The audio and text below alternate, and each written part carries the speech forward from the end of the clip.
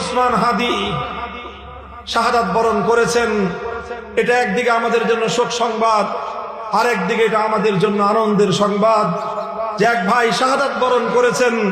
যে জাতি শাহাদাত বরণ করতে শিখে, যে জাতির যুবকেরা দেশের জন্য, জাতির জন্য, সত্যের জন্য, ইনসাফের জন্য জীবন দিতে শেখে, সেই জাতিকে পৃথিবীর কোন শক্তি দাবায় রাখতে পারে না।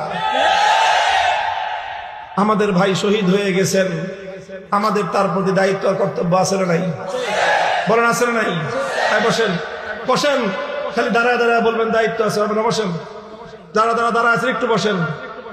সবাই একবার করে সূরা ফাতিহা পড়ি।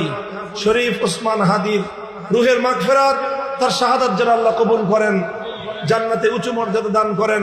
তার শোক সন্তপ্ত পরিবার পরিজন, তার মাসুম বাচ্চাদের দায়িত্ব যেন আল্লাহ নিজে গ্রহণ করেন। একবার সূরা ফাতিহা পড়বেন, 3 বার সূরা ইখলাস পড়বেন।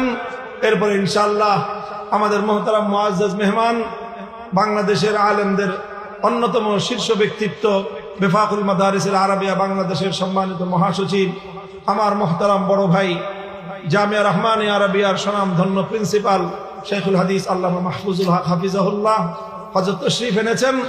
ইনশাআল্লাহ তিনি দোয়া করবেন। এই দোয়া করে ইনশাআল্লাহ আমরা সবাই যাব। ঠিক আছে তো ইনশাআল্লাহ?